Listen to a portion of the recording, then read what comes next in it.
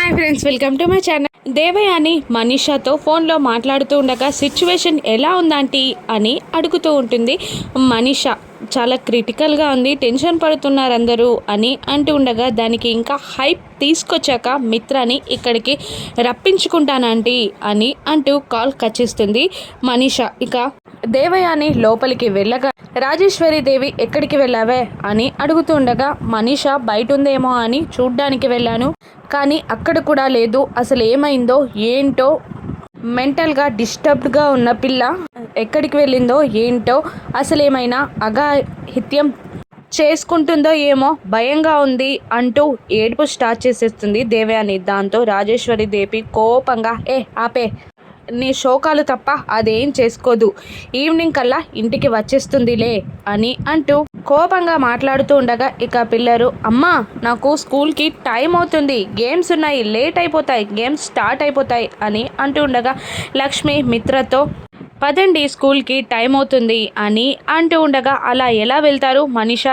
ఎక్కడికి వెళ్ళిందో తెలియకుండా అలా వదిలేస్తారా అని అడుగుతూ ఉంటుంది దేవయాని. ఇక పదండి అని లక్ష్మి అంటూ ఉండగా రాజేశ్వరి దేవి అదే సాయంత్రం వరకు వస్తుందిలే, వెళ్ళు మిత్ర నువ్వు స్కూల్కి, పిల్లలకి లేట్ అవుతుంది అని అంటూ ఉండగా ఇక మిత్ర లేదు వెళ్ళలేను, వివేక్ నువ్వు బీచ్ సైడ్ చూడరా, నేను వేరే సైడ్ చూస్తాను అని అంటూ మనీషాని వెతకడానికి వెళ్ళబోతుండగా ఎవరు ఎక్కడికి వెళ్ళాల్సిన అవసరం లేదు, మనీషా ఎక్కడుందో నాకు తెలుసు అని అంటూ అప్పుడే జయదేవ్ నందన్ గుమ్మం నుండి లోపలికి వస్తూ ఉంటాడు. డాడ్ అని మిత్ర అంటుండగా అవునరా తెలుసు, వాళ్ళ అంకుల్ వాళ్ళ ఇంటికి వెళ్ళింది అని అంటూ ఉంటాడు.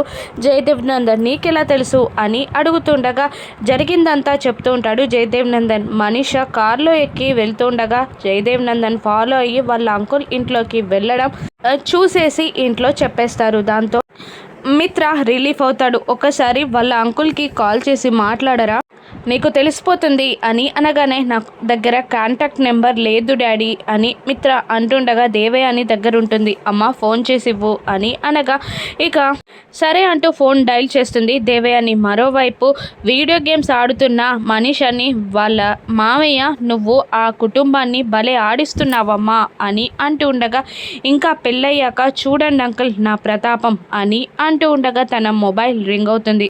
దేవయాని కాల్ చేస్తుంది అని అతను అంటూ ఉండగా ఫోన్ చేసి ఏంటో అడుగు అని మనీషా అంటుంది. ఫోన్ లిఫ్ట్ చేయగానే మనీషా పక్కనుందా అని దేవయాని అడుగుతుండగా ఉంది అని అతను అంటూ ఉంటాడు. ఒకసారి ఇవ్వండి అని అనగానే ఇక మనీషా చెప్పండి ఆంటీ అని అంటూ ఉంటుంది. నీతో మిత్ర మాట్లాడతాడంట అని అంటూ మొబైల్ని మిత్రకి ఇచ్చేస్తుంది దేవయాని. ఇక కాస్త ప్లాన్ అప్సెట్ అయినందుకు షాకింగ్లోనే ఉండగానే మిత్ర ఇలా అంటుంటాడు. ఎక్కడికి వెళ్ళావు మనీషా, మీ మామయ్య వాళ్ళ ఇంటికి వెళ్ళేటప్పుడు కాస్త చెప్పి వెళ్ళాలి కదా, ఎక్కడికి వెళ్తున్నావో టెన్షన్ పడ్డాం కదా, సర్లే పర్లేదులే నీకు కూడా చేంజ్గా ఉంటుంది, వస్తే ఈవినింగ్ రా లేకపోతే నీ ఇష్టం అని అంటూ మనీషా చెప్పే మాటలు కూడా వినకుండా మిత్ర కాల్ కట్ చేస్తాడు. ఇక స్కూల్కి వెళ్దాం పదండి అని మిత్ర అనగానే పిల్లలు జయదేవ్ నందన్కి థ్యాంక్ యూ తాతయ్య అని అంటూ ఇక మిత్ర లక్ష్మి జున్ను లక్కీ జాను వివేక్లు స్కూల్కి బయలుదేరుతారు. ఇక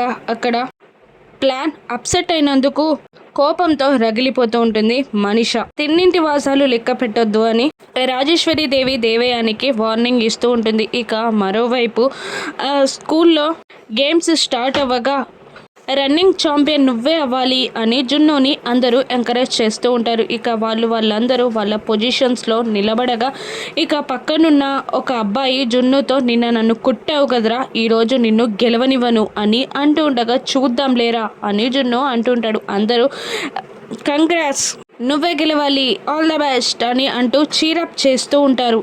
రన్నింగ్ కాంపిటీషన్ స్టార్ట్ అవుతుంది.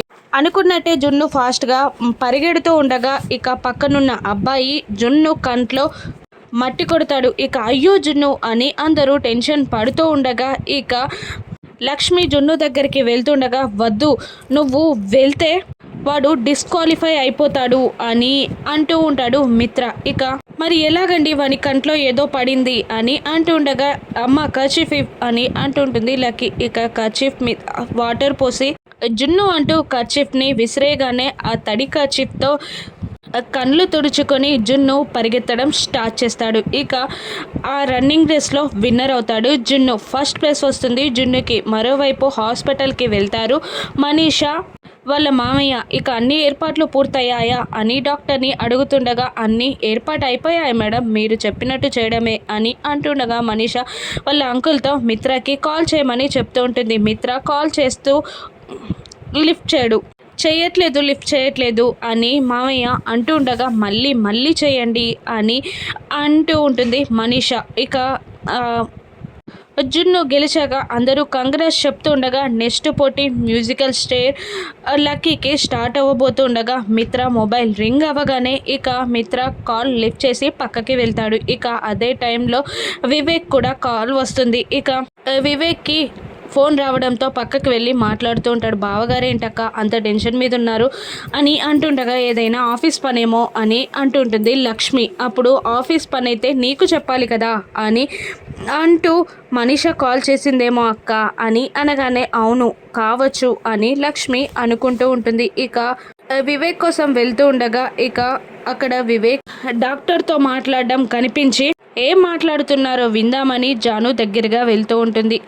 కాస్తన్ని మాటలు మాత్రమే జానుకి వినబడతాయి. మీ వైఫ్ ఎలా ఉంది, 3 months కోర్స్ వాడుతుందా అని డాక్టర్ అడుగుతుండగా వాడుతుంది, నేను కూడా టాబ్లెట్స్ వాడుతున్నట్టు మేనేజ్ చేస్తున్నాను అని వివేక్ అంటుండగా మీరు చాలా బెస్ట్ హస్బెండ్, తనకి మాత్రం మీ పైన డౌట్ రానివ్వకండి అని అంటుంటాడు డాక్టర్. అలాగే అంటాడు వివేక్. నా పైన డౌట్ వస్తే ఏమవుతుంది, ఏంటి అసలు ఏమైంది, ఏదో సంథింగ్ మిస్సింగ్ అని జాను అనుకుంటూ ఉంటుంది. మరోవైపు మిత్ర వచ్చే టైంకి ఆపరేషన్ థియేటర్లో ఉన్నట్టు మనీషా కలరింగ్ ఇస్తూ ఉంటుంది. ఇక డాక్టర్ కాళ్ళు పట్టుకున్నట్టు వాళ్ళ మామయ్య బ్రతిమిలాడుతూ ఉంటారు. తను కళ్ళు తెరిచేలోపే ఆపరేషన్ చేసేయండి అని అతను అంటూ ఉండగా మిత్ర అక్కడికి వచ్చి ఏమైంది అని అడుగుతూ ఉంటాడు.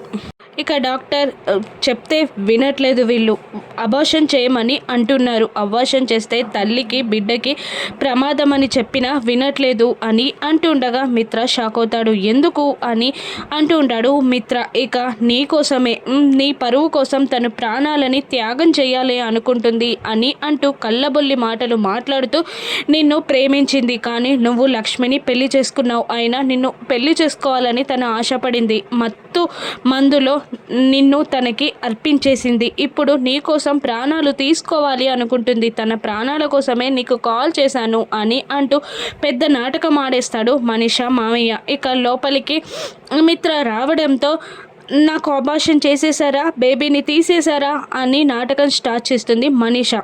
మిత్ర నువ్వెందుకు వచ్చావు ఇక్కడ, మామయ్య చెప్పొద్దన్నాను కదా అని ఓవర్ యాక్టింగ్ చేస్తూ ఉండగా నీకేమైనా పిచ్చి పట్టిందా, అబార్షన్ చేసుకోవడం ఏంటి అని మిత్ర మనీషాని అడుగుతుండగా అదే మార్గం మిత్ర, నాలాంటిదే లక్ష్మి కూడా, నీకు కానీ లక్ష్మికి కానీ ప్రాబ్లం అవ్వకూడదు, నేను పక్కకి తప్పుకుంటాను, నాకు అబార్షనే కావాలి అని అంటుండగా మిత్ర అవసరం లేదు, నువ్వు అబార్షన్ చేయించుకోకూడదు అని అనేస్తాడు. ఇక దీంతో మిత్ర మనీషాని పెళ్లి చేసుకోవడానికి ఒప్పుకుంటాడా, లక్ష్మి ఏ విధంగా అడ్డుకోనుంది రాను ఎపిసోడ్స్లో చూద్దాం. Thank you for watching.